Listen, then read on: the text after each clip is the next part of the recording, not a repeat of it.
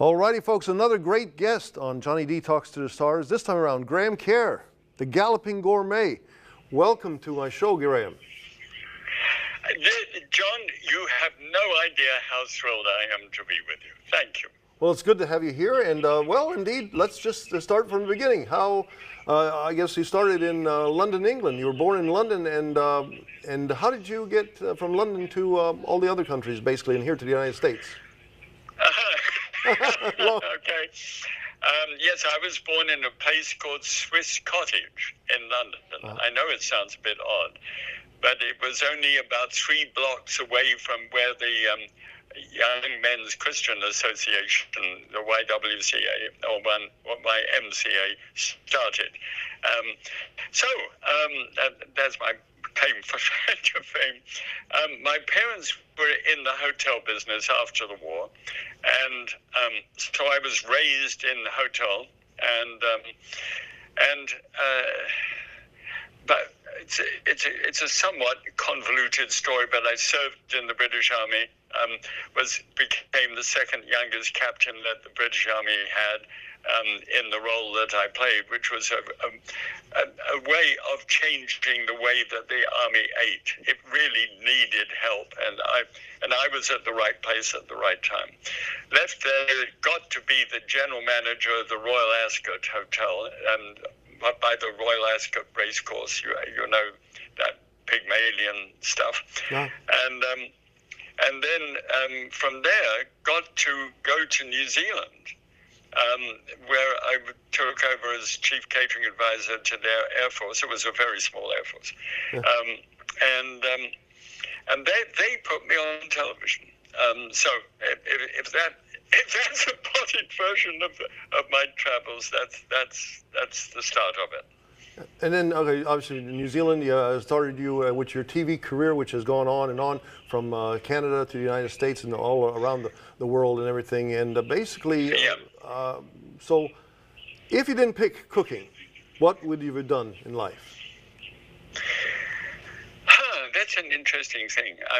Being an only child and being raised in the hotel business, which was a long way away from other children, because it was in a forest in Sussex in England. I think that I would have always been a solo performer of some kind. Mm-hmm. And since I got to talk to adults very early on,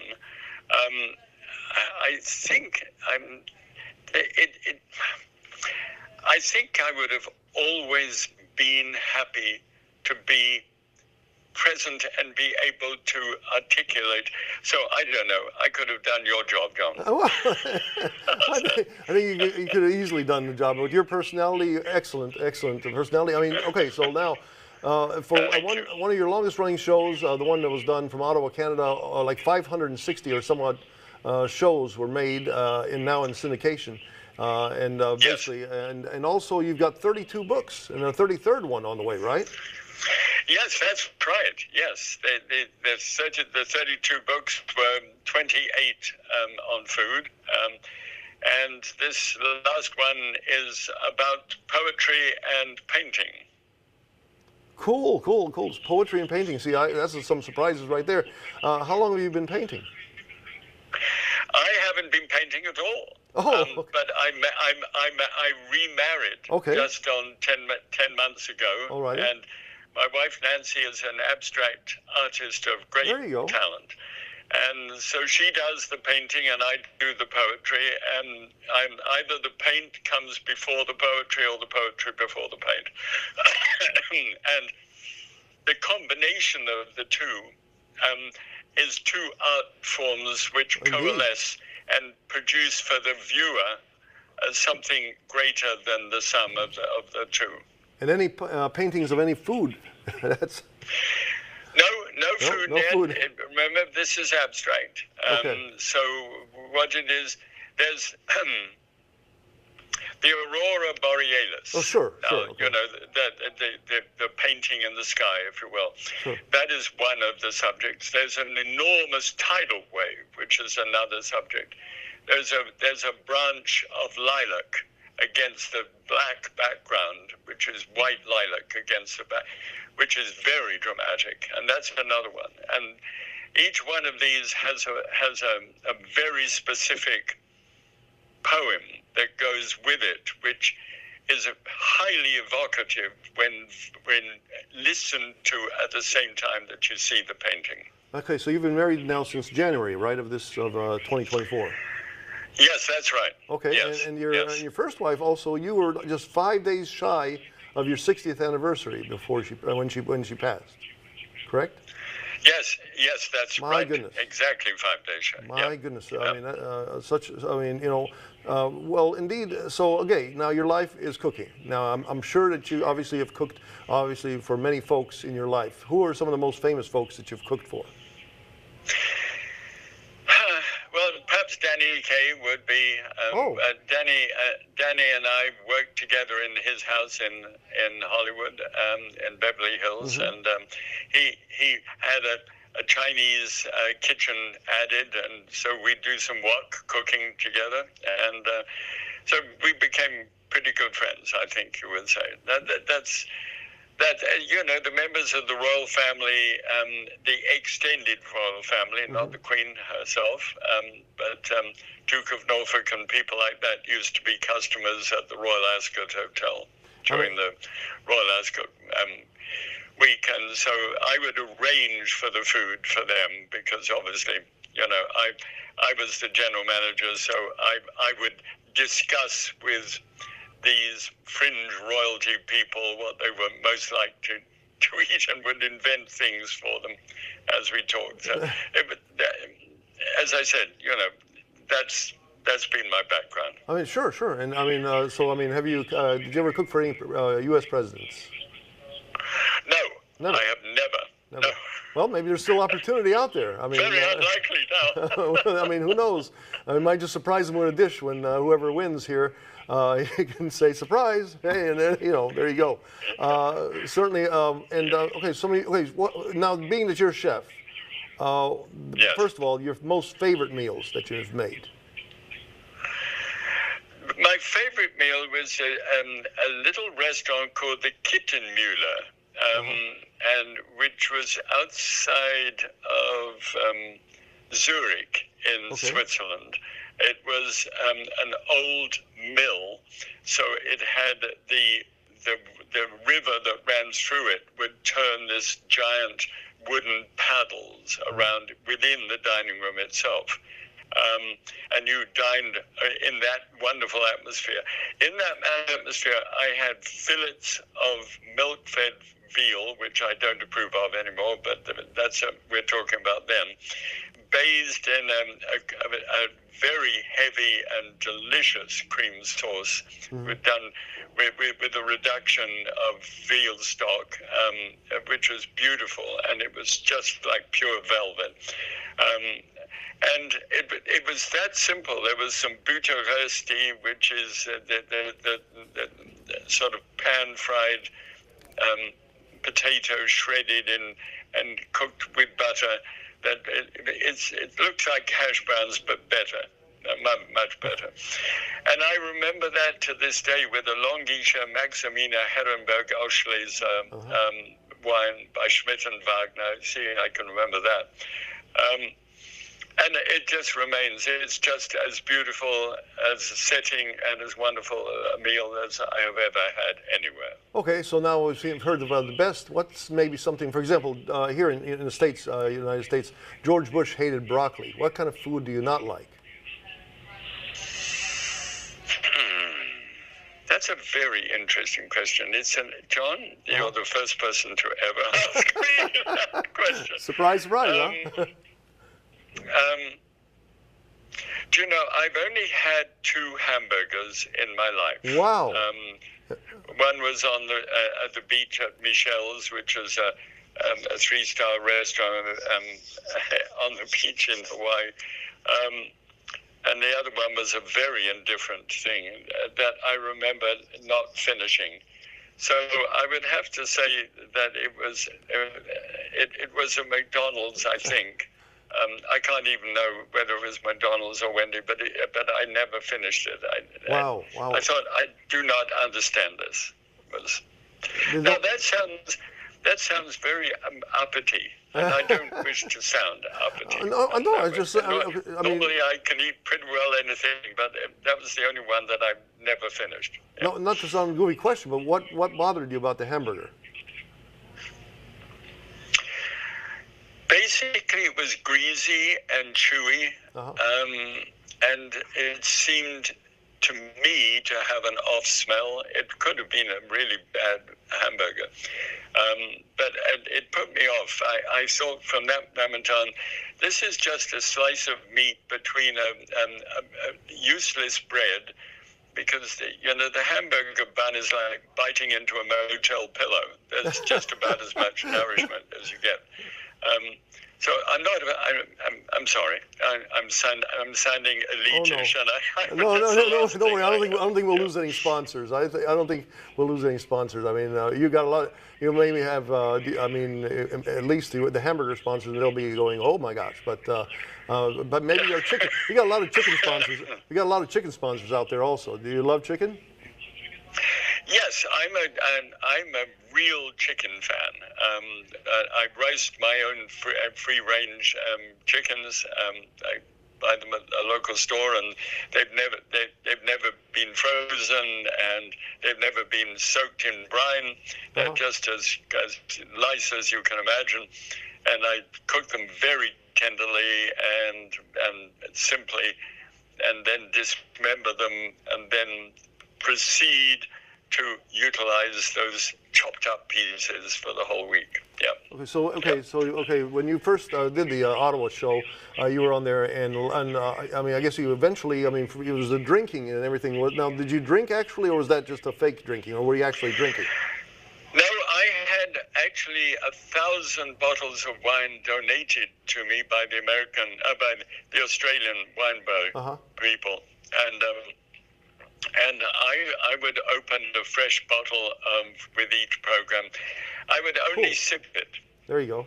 And I used to do 3 programs back to back with the same audience, and it was an exhausting thing. And I had to remember everything that I was doing for 3 separate occasions, and you just couldn't be you couldn't be under the influence of alcohol under those circumstances. So it looked as if I was probably having the time of my life, because I was about 3 months gone.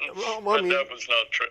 That was not true. No, it looked. I mean, it looked like you guys always had a good time, and obviously it almost looked like a house party, basically. I mean, I know Art Linkletter had the house party, but it looked like you had the party. You had the cooking going on, and drinking, and adding a little more wine and everything like that. But then you changed. I mean, through time, I think by the mid-'70s, I think you became a little more on the healthier side, and you kind of cut back on the alcohol in the food and everything. Yes, that's right. I got, in 1974, 75, it was in March, actually, of 75, that was the end of a trip around the world, 24,000 miles by sail, in which I was recovering from a traffic accident that we had in 71. And during that trip on the boat, I found that, and I love boats, and I love the sea, but I was eating as richly as I had learned to cook in the Galloping Gourmet, and it was rich food, very rich. By eating that way on the boat, I got seasick. And it's a miserable experience, especially when you're trying to rehab I could barely stand up at that stage because of the accident. It was not good. So I looked out under those circumstances for a different way to live. Okay. I really had to. And within that 2 years, I learned how to eat lean. I eat fresh, the alcohol was at an end. And I remade my whole self in that period. And boy, was I fit and well, and so were my whole family. I mean, it was remarkable. And so when I came ashore, I just wanted to tell the world about, hey, you guys, you can eat this way. Mm-hmm. And that's where I went back online, you know, with this idea that had taken 2 years to embed in me during that trip. I mean, you look excellent for 90 years old. I was just telling you before we started this cast. I mean, you could pass for many years younger. Now, it must be the good eating that you're doing now, because you know, a lot of folks do say it's very important. And so, do you think all this longevity now that you're 90 and you're gonna be 91 soon, and looking excellent in excellent shape? I think being remarried 10 months ago has put a whole new sort of attitude towards life in me. Cool. I'm a broad highway kind of a guy in terms of a broad front when it comes to changing. I think, excuse me, I think we need a good night's sleep. I think we need to be properly hydrated. I think we need about 7 servings of fruit and vegetables a day. I think we need much less saturated fat and much less refined carbohydrates. All of that in one swell. I think we need to exercise properly. We need stretching every day, and we need some aerobic exercise. All of which I've done. I take no supplements of any kind. I take no medication of any kind. My goodness. My blood pressure is about 116/63. Excellent. So, you know, I'm not sure that I'm going to last forever. I'm perfectly sure about that. Well, I think you could. But at the moment, I'm really fit and well. Yeah, and I do owe it to lifestyle change. That's no doubt. Very good, very good. Now let me just ask you flat out. I mean, most of just going back, growing up, the folks I've known growing up, I'd say maybe 80% of the folks are overweight and everything. Are you just? I know that through time, I mean, certainly the world has gotten healthier, or at least looking at the health and making sure that they stay healthy. But through time, we're gaining, still, I think a lot of folks are gaining weight and they're overweight, and hence diabetes and all these type 2 diabetes and everything like that. I mean, do you think the world needs to be shaken and said, hey, let's get back to normal? And I think you should be the person out there leading this bunch, right? And telling everybody to get back to normal. Do you know, I think there's so much that you can lead at the age of 91. So let me put it this way. I'm 167.8 pounds today. On the BMI scale at my age and weight and height, 6'1", I am really perfectly positioned in the normal weight range. I'm not under and I'm not over. That is great, but like I said, you know, a lot of folks do have a tendency to the fatty foods and everything, and you gave us a good example there. I mean, not to be putting down hamburgers, but that may be the curse of the modern day. I think all us kids that grew up on hamburgers and hot dogs and stuff like that, that has changed our world, or maybe our longevity. For those of us that are eating not well, and I can tell you, I don't eat as well as I should. I think that our longevity may not be as long as some of our parents.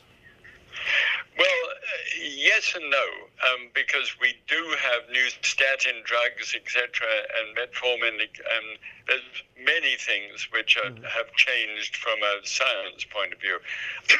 And so I think that's compensating to some degree. We still have a death rate amongst men of about 74, 75, and women just under 80.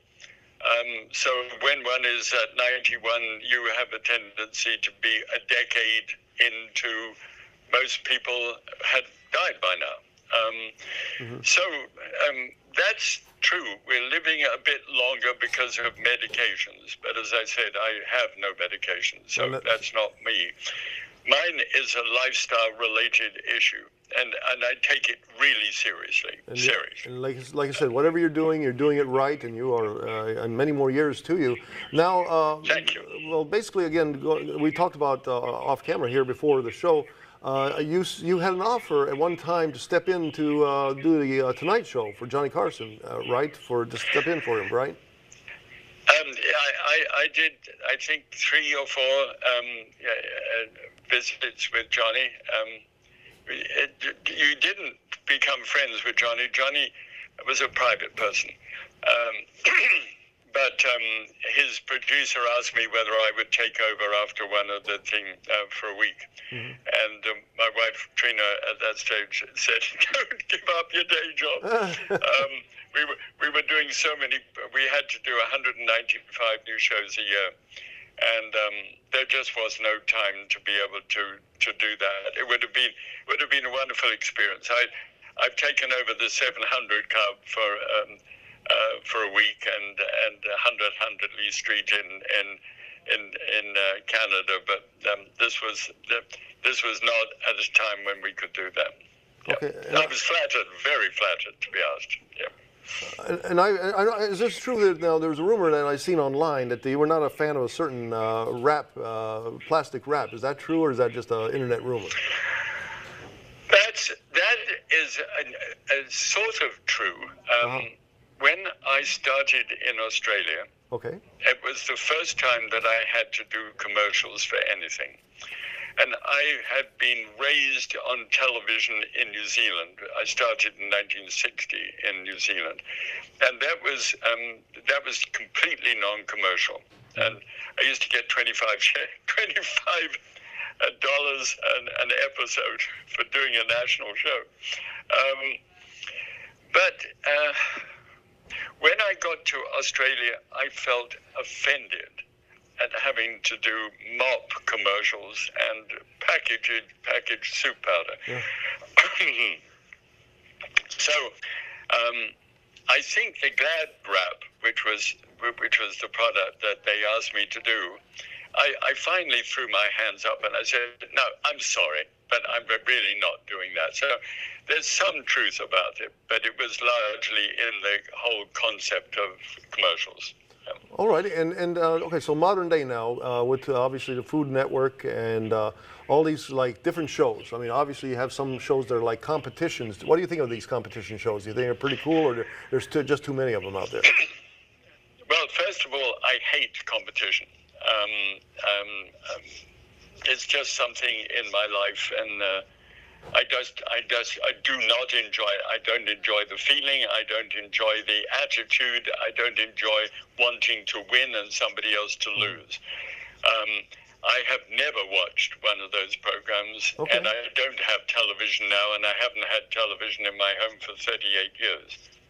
Okay, well, no television. That's wow. Now, I mean, but you do have internet. I mean, yes, I have an internet and I have an iPad, so I can see it if I want. But I haven't seen a newscast in 10 years. There's a lot of killing and destruction and lying, etc., that is done willfully and seems to lead in interest. And I realize that that's what viewers want to see, but I do not want to see it. That's something that I'm not interested in. I tune into the BBC World Service on radio, and that's where I get my input on what's happening in the world today. Yeah, you need, like I said, you need a little bit of news, but I guess you just have to be. There's a lot of folks get stressed out on it. So, well, indeed. I did ask you. You don't recall ever being through the Mississippi area, or do you recall? Do you know? I don't, and I should have done. I think we did 42,000 miles in an RV at one stage in order to get to know the United States properly. But I didn't make it down that far south, I'm afraid. So, and of all the places that you visited, I know you've had a life from New Zealand to Europe to the United States, Canada. Yes. Where's your favorite place to go to? Oh, without doubt, on the west coast of Italy. Okay, wow. Napoli, yeah. What stands out for you there? Just the scenery? Oh, the scenery is just profound. Things where you see tomatoes growing against a wall which has been there for 2,000 years. And there's sun-dried tomatoes against that kind of wall. Oh, my goodness. And the fresh basil and rosemary of the area, the magnificent little farms that feed the restaurants. It's about, and the fresh seafood it's as good as you can get anywhere in the world. And, Yeah. and let me ask you, did you? I know that you crossed paths with Julia Child. How was that? Was she? Was she Oh, Julia Child is such a joy. You know, she was giving a speech at a major conference that I attended in California, and she said, "I don't believe." Sorry, I'll just do the best I can. I don't believe that anyone can eat food which is only 10% of calories from fat. And if there's anybody here that's doing it, please stand up so that I can see you. And with that, she looked down at her notes as I stood up. There was one other person in about 1,000 people, you know, who also stood up, way over to one side.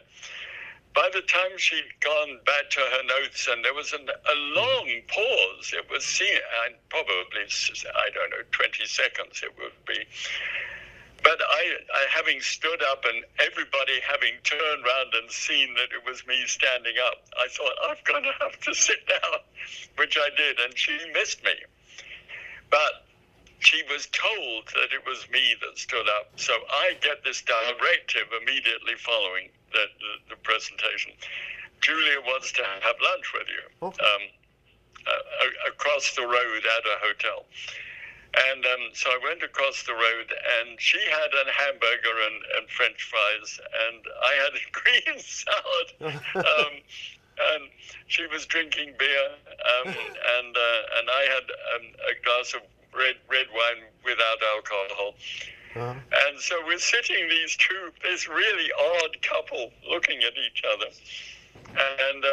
And she said, "Now tell me about this ridiculous amount of..." And I said, "Well, I have a wife who's had a heart attack and a stroke, Julia, and I'm doing the very best I can because I cook for her every day, and I'm trying the best I can to keep her alive." And, "Oh," she said. And so we got to talking, and we did several major events together. Cool. Following that. And she said to me in the end, she said, "I understand why you do this thing you do."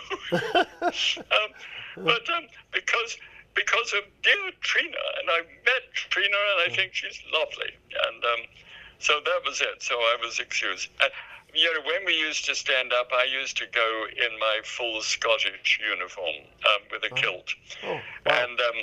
And she would stand there in a pantsuit. And she'd say, "Now you can see who wears the pants around here."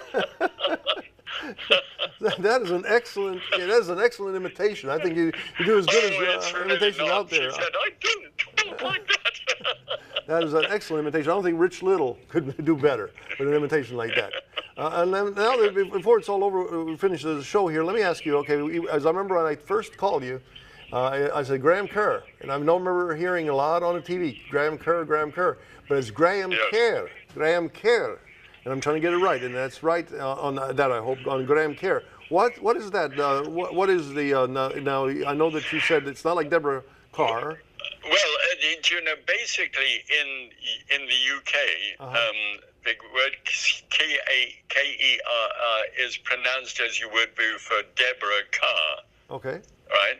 So then, in places like Ireland, it is Kerr is Kerr, as in Bill Kerr, the film actor of some time ago, South Pacific, etc. And then there's me. Now I'm a border Scot, which means that I'm in Scotland. It's always Graham Kerr. And so we fought people for about 400 years who mispronounced our names. So I don't fight anymore. Yeah.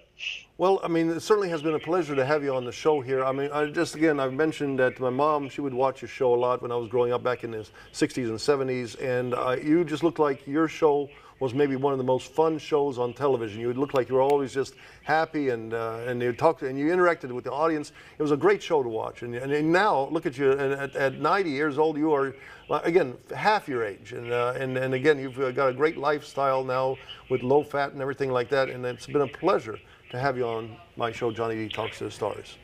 I'm delighted. Can I add a little P.S.? Okay. I am a person who is not too enamored with religiosity. All right? But the fact of the matter is that in 74, 75, I actually went through the extraordinary process of becoming a Christian. Mm-hmm. And I say extraordinary because it's something that I do not spend a lot of time evangelically speaking. I understand.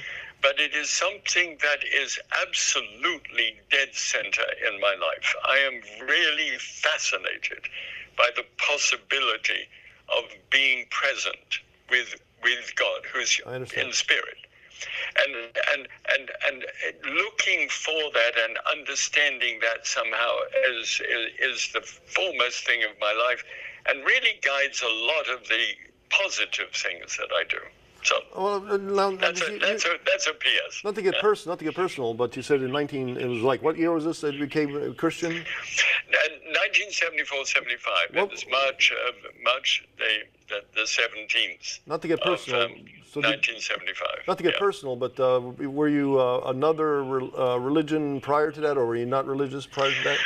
Yes, my father was deeply involved in reincarnation, just as a concept, and was a part of a very Tony group of people in London that believed that way. Okay. So I was raised with that as a basic understanding.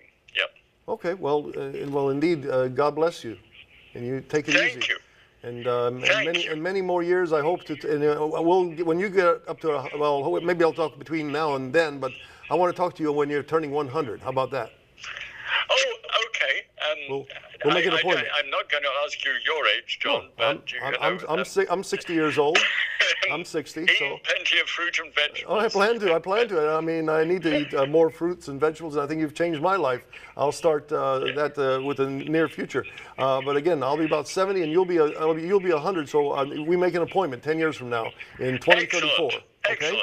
We've got a real chance. All right. Okay. Well, thank you, and God bless you, sir. Thank you so much for your time, John. You take care. Thank you.